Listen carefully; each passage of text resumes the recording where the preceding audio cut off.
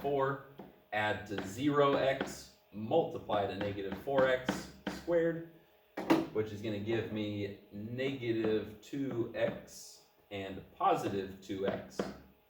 Take out my common factor, figure out the outside. Hopefully I can go faster now because you guys know how to do this. If you need to rewind it a few times, that's fine.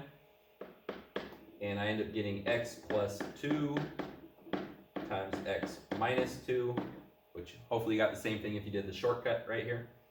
But then we can't forget our GCF, so we need to bring that on down. And we end up with 3 factors. Our factors are 3, x plus 2, and x minus 2. 3 different factors. All right. GCF. This time we've got a little bit more of a unique GCF because not only can we take out 3, what else can we take out from each of those 3 terms? You got it, we can take out an x. So they all have at least x to the first power. We can take out an x, which leaves me with 2x squared plus x minus 10. Again, double check, multiply those together. Yep, and yep, that worked. I'm going to set my box up and factor my quadratic that's remaining using the box. Need to add to 1x. So it multiplies to negative 20, adds to 1. That's going to be positive 5x and negative 4x. Take out my GCF, which is x. Got 2x plus 5 minus 2. So I'm going to write my binomial factors, which are x minus 2 and 2x plus 5. But I'm not going to leave it like that because I wouldn't be completely correct. I need to make sure to go back up to my GCF, bring that GCF on down, and voila, we've got our completely factored problem. All right, so you might do a problem and think, yeah, I factored it perfectly, there wasn't a GCF, or maybe you thought you found the GCF. How do you know for sure if you've actually factored it completely? So the way we can tell if it's factored completely is when you look at your parentheses should not have a common factor. But if I look at 3x plus 3, isn't there a number that goes into both of those? There is, right? I can take a 3 out. So if I get to the end and I look at my binomials and I recognize that I still have a common factor, I can still take it out. So you might get to the end of the problem, think you're done, but then recognize, oh, hey, I'm actually not done. So this one we can take a 3 out, which will leave us with x plus 1, because 3 times x is 3x. 3 times 1 is 3. We have now simplified this by taking out the GCF. The 2x minus 5, however, there is not a common factor, so that one is good. It has been factored completely. We can just bring that on down. And your final factors end up being 3 times x plus 1 times 2x minus 5. This next one, it looks like we did take out a common factor at the start, which was good.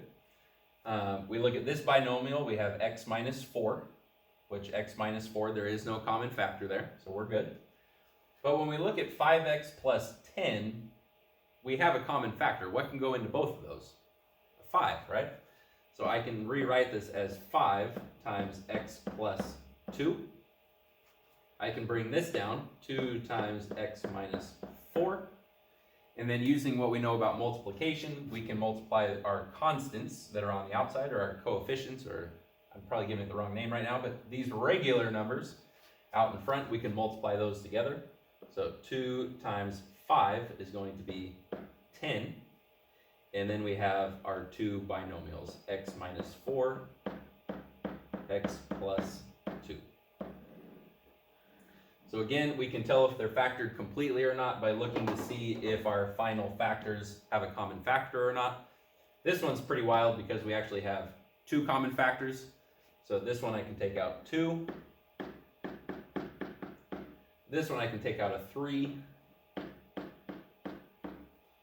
And then because we have a 2 and a 3, we can multiply those together to get 6. And then we put our binomials, 2x plus 1 times x minus 2. This final one is more of what we hope to see at the end of a problem. I double checked my final factors. X plus 3 does not have a common factor. 2x minus 7 does not have a common factor either. So this one is good. It is already completely factored. So this would be my final factors. Again, I know we're throwing a lot at you. We're almost done, I promise. I do have a little flow chart that I made though that I think will be pretty helpful for you to help you as you are factoring problems, kind of help give you some strategies you can use. This might be something that you copy down or you print out and you keep next to you as you practice factoring. So the first thing is whenever we factor, we're typically going to either have a problem with 2 terms or a problem with 3 terms.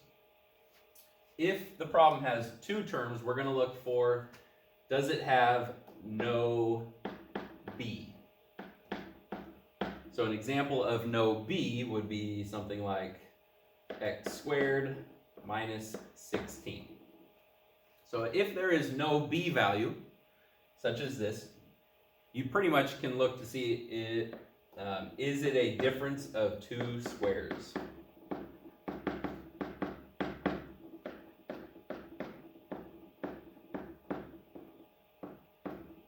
Or, if you don't like difference of 2 squares, or that's not making sense to you, that's totally fine.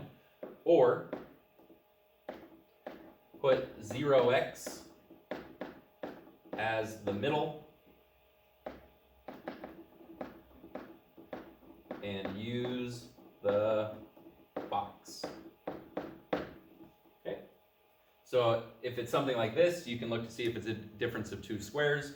Or if you're not comfortable with that, you just put a 0x in the middle, right? So rewrite it as x squared plus 0x minus 16, and then you can still use the box. The other option is, if you have 2 terms, is that it has no c value. If it has no c value, then you have won the lottery, because this will be an easy problem to factor. An example would be 3x squared plus 21x. If there is no c, the only thing you can do to factor it is to look for a GCF. So if it has no c, it'll actually always have a GCF, so you know it's going to have a GCF. So you're just looking for that GCF, which for this problem would be 3x, which would leave you with x plus 7, and you are done factoring. We know we're done factoring because this binomial is not a quadratic, so we can't use the box.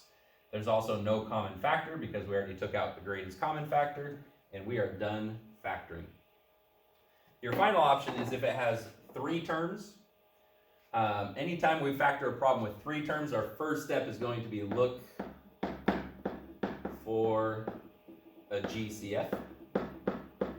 If it has the GCF, you take it out, and then you continue working with what's left over. If it doesn't have a GCF, that's totally fine. You just keep going with the problem. So we look for that GCF, whether it's there or not. We then use the box to factor the quadratic. Right, which is what we've been doing. So again, anytime you have 2 terms, if you have no b, you're probably looking at a difference of 2 squares. If you have no c value, then it's always just going to be GCF and that's it. And if you have 3 terms, you will look for a GCF, and then you will use the box to continue factoring the quadratic. So one more set of problems. This one, if I use my flow chart, I know it's 2 terms. It has no b. Since it has no b, it means it might be a difference of 2 squares. And this one, in fact, is a difference of 2 squares. Square root of 4x squared is 2x. Square root of 49 is 7. And then to get the negative, we need positive and negative. Or, if you don't like doing it that way, we can rewrite it with 0x. And then we can put it in the box, do all of our work, and we end up getting 2x plus 7 times 2x minus 7. If it has 3 terms, then we're going to first look for a GCF. If we find the GCF right away, it's going to make the factoring part easier. Because we actually could factor this using the box without taking the GCF out, but your numbers are going to be way bigger, and then you're still going to have to take a GCF out at the end. But if you take the GCF out at the start, which I believe this one is 2, it's going to make the part that we do in the box have smaller numbers, which will make easier combinations to find the 2 leftover boxes. So for this one, I've got 2x squared, positive 10, need to add to negative 9x squared, or sorry, add to negative 9x, multiplied to 20x squared. I brainstormed for a little while and ended up getting negative 4x and negative 5x. Take out my GCF of 2x, multiply to get that, multiply to get that, bring down my binomials of x minus 2 times 2x minus 5. And then, of course, I remember to factor completely. If I have a GCF, I've got to bring that down. And there we go. Factoring. Ha! One more. All right.